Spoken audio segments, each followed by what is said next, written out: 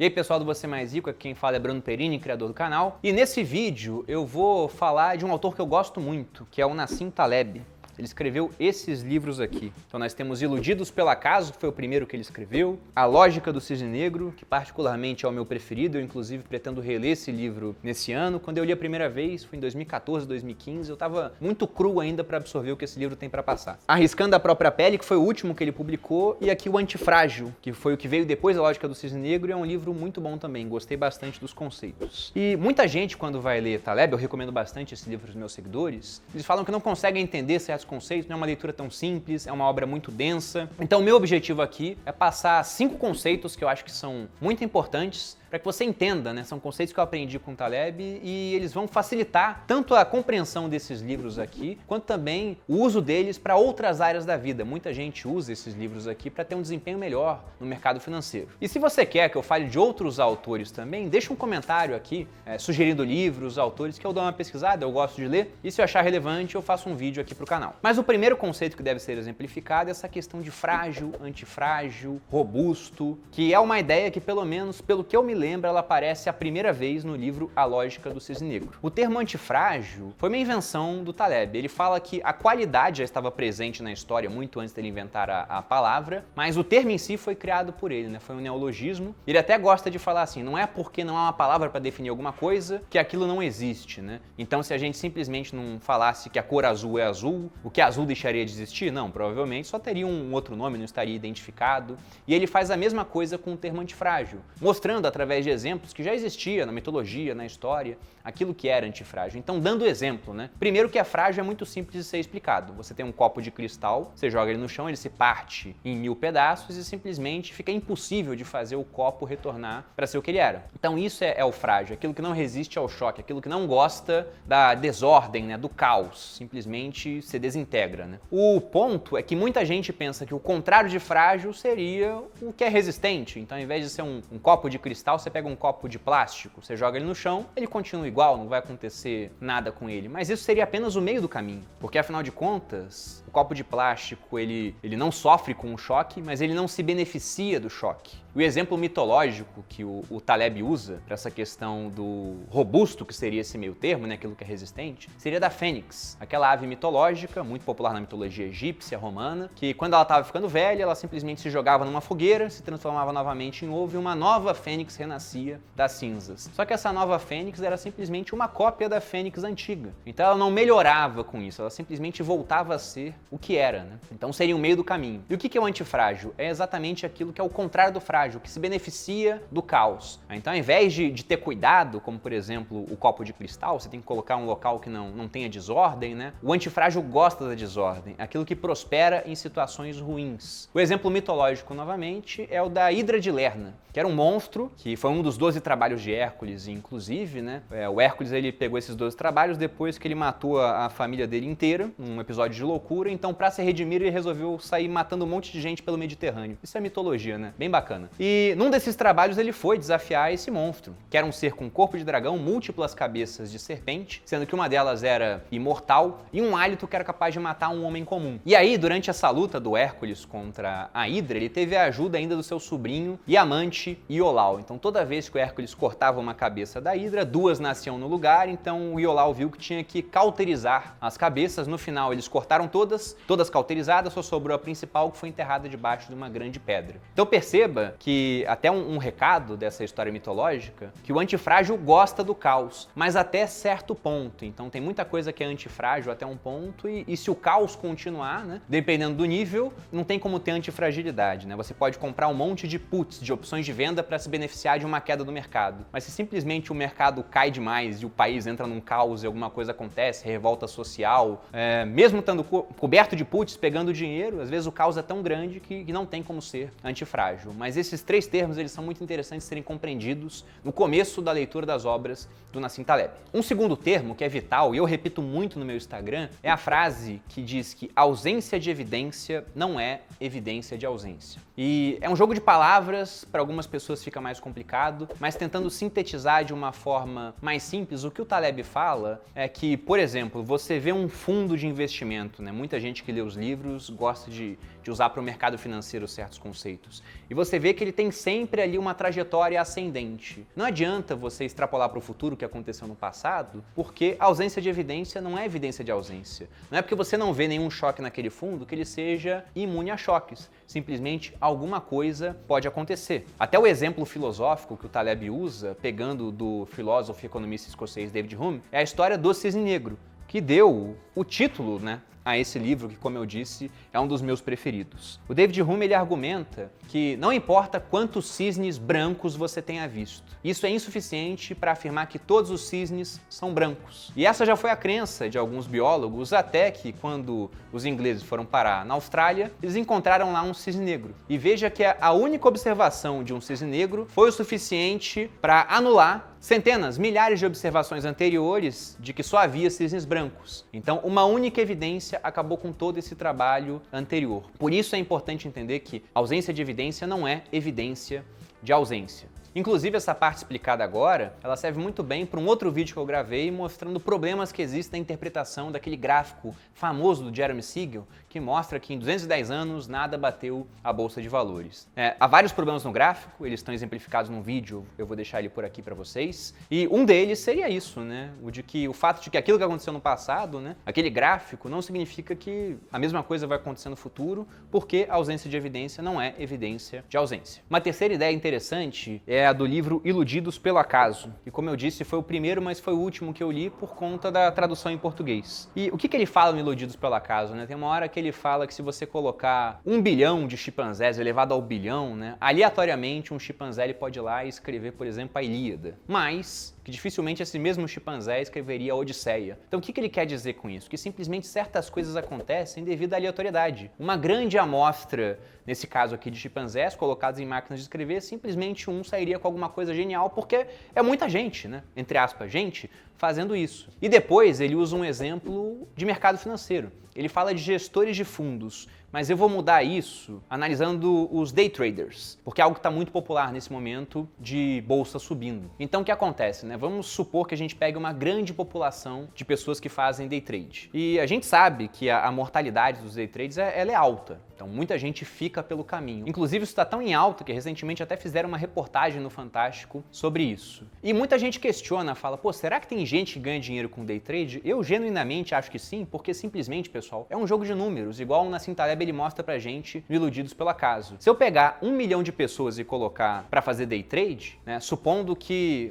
a sorte e o azar dessas pessoas esteja correlacionada com o lançar de uma moeda para cima, Ou seja, ao final de um ano, 50% desses 1 milhão terão tido sucesso, ganharão algum dinheiro e continuarão. Os outros 50 terão perdido dinheiro e vão sair do mercado. Então perceba que no primeiro ano, a gente lança uma moeda para cima, é 50-50, 50% vai ter sucesso, 500 mil pessoas, os outros 500 mil estão fora. No segundo ano, novamente, 50% tem sucesso, 250 mil pessoas, os outros 250 mil estão fora. No terceiro ano, mesma coisa, 125 mil tem sucesso, os outros estão fora. No quarto, no quinto, no sexto, no sétimo, então vamos tirando sempre 50% da amostra. Depois de uns 10 anos, o que vai ter acontecido? Você tem uma grande população que simplesmente deixou aquela atividade de lado e tem um pequeno grupo que permaneceu ganhando dinheiro. Só que veja que eu correlacionei isso com o lançar de uma moeda. Então Taleb fala que esse grupo ele pode ter ganho dinheiro simplesmente por conta de sorte. Tem tanta gente fazendo aquilo que simplesmente algumas pessoas serão sortudas o suficiente para ganhar dinheiro daquela forma. E o mais interessante é que, mesmo que seja pura sorte, a gente vai inventar uma maneira de acreditar que não é. Então a gente vai, por exemplo, começar a pesquisar a vida da pessoa e vai ver que não, esse cara tem muita sorte no mercado porque ele ficou órfão quando era mais novo. Isso obrigou ele a ser casca grossa, a desenvolver uma maneira de racionalizar diferente, ele é imune a emoções, ele só come carne, enfim, vamos colocar um monte de motivos para mostrar, não, o cara é superior por conta disso. E esse cara vai ser capaz de vender um método para ficar milionário com day trade, só que perceba que se a gente colocar novamente mais 1 milhão de pessoas para fazer o curso dele, a mesma coisa irá acontecer. E no final nós teremos a mesma coisa, um grande grupo que não deu certo e apenas um pequeno grupo de vencedores, muito pequeno, que ganhou dinheiro, mas isso pode ter sido não pela técnica, mas simplesmente devido ao efeito da aleatoriedade. É lógico que talvez tenha, né, essa questão de técnica, mas foi o exemplo que o Taleb usou e eu achei bem interessante. E um outro ponto é que a gente inverte certas lógicas no mercado financeiro. Eu acho curioso isso, porque se eu colocasse 1 milhão de pessoas para comer um determinado alimento e depois de comer aquele alimento, 950 mil morrem e apenas 50 mil ficam vivas, qualquer idiota diria, não come esse negócio, porque afinal de contas, né, muita gente morreu comendo, por mais que um grupo pequeno tenha sobrevivido. Agora, quando a gente está falando de mercado financeiro, e a estatística é basicamente a mesma para o day trade, é simplesmente o contrário. 950 mil pessoas morreram e 50 ficaram vivas naquela atividade. E a conclusão de muita gente é, olha só, tem gente viva, então vale a pena tentar isso. Então eu acho que é um negócio meio estranho. Mas enfim, é uma ideia do Taleb que deve ser passada para vocês. A quarta ideia é uma que eu particularmente gosto bastante, que é a chamada regra da minoria. O que o Taleb quis dizer com isso? Ele fala que, diferente do que boa parte das pessoas pensam, a gente não precisa de uma maioria querendo alguma coisa para que as coisas mudem. O que é necessário para isso, quase sempre, é apenas uma minoria muito barulhenta, e essa minoria consegue fazer as coisas mudarem. Ele fala até de uma minoria intolerante, pelo seguinte ponto, né? Se você tem uma minoria intolerante e uma maioria tolerante, a minoria intolerante não muda de ideia, ela continua com a mesma ideia. E ela vai convertendo o pessoal da maioria tolerante, porque afinal de contas, as maiorias tolerantes mudam de ideia. E com isso, eventualmente, a minoria tolerante se torna majoritária e de fato as coisas mudaram, mas tudo por conta daquele início de poucas pessoas intolerantes querendo converter os outros. Ele dá até um exemplo sobre isso com religiões. Hoje, a gente vê que as maiores religiões do mundo são monoteístas, ou seja, são pessoas que adoram um único Deus. E antigamente não era assim, você tinha os gregos, tinha os nórdicos, tinha os egípcios,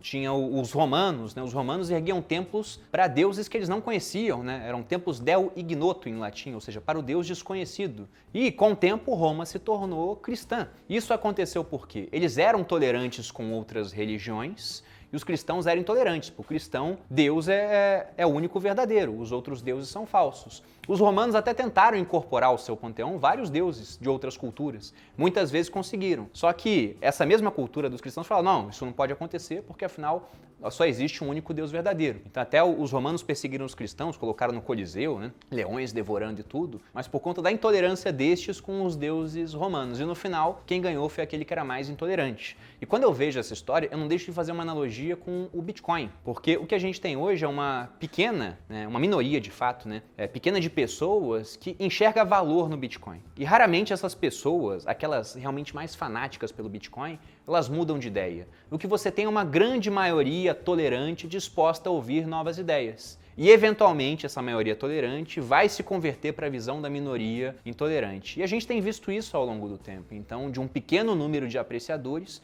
o Bitcoin tem conquistado cada vez mais espaço. Inclusive, como eu já falei num vídeo anterior, né, sobre por que eu acho que o Bitcoin vai ter um ano muito bom, entre grandes gestores. Coisa que é nova, não estava na realidade dessa criptomoeda. E a última ideia que eu queria passar para vocês é uma, inclusive, que eu uso muito na minha vida, que é o chamado efeito Lindy, do qual o Nassim Taleb tanto fala, e quem me acompanha no Instagram também já deve estar cansado de ouvir sobre esse conceito, que é a questão do teste do tempo, né? O que é esse efeito Lindy? Lindy era o nome de um local que vendia um cheesecake, se eu não me engano, ficava nos Estados Unidos, eu não lembro agora em qual estado, onde comediantes se reuniam, eles faziam tipo um happy hour deles lá, uma reunião do sindicato dos comediantes, e o que eles começaram a observar é que aquele cara que tinha 20 anos de carreira, ele tendia a ter uma carreira pelo menos parecida pela frente, né? Já o cara que estourava durante um ano, muitas vezes não voltava lá no ano seguinte. Então aquele que tinha uma carreira muito meteórica de pouco tempo, tendia a ter uma carreira de pouco tempo. Quem estava mais tempo no mercado, tendia a ter uma carreira cada vez maior. E o Taleb pegou isso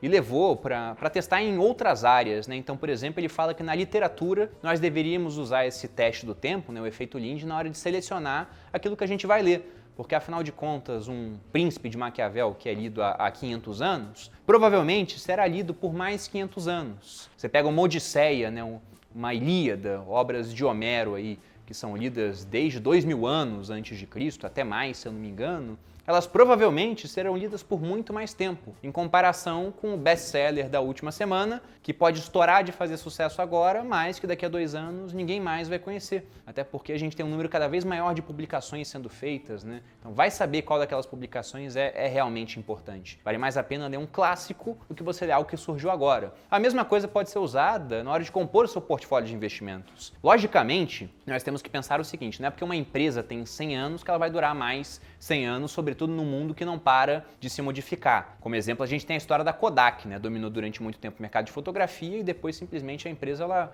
quase que morreu, né? E dificilmente vai voltar a ser o que era. Mas repare que a fotografia está aí, ela só mudou, né, daquele aspecto físico para um aspecto mais digital, mas ela continua presente.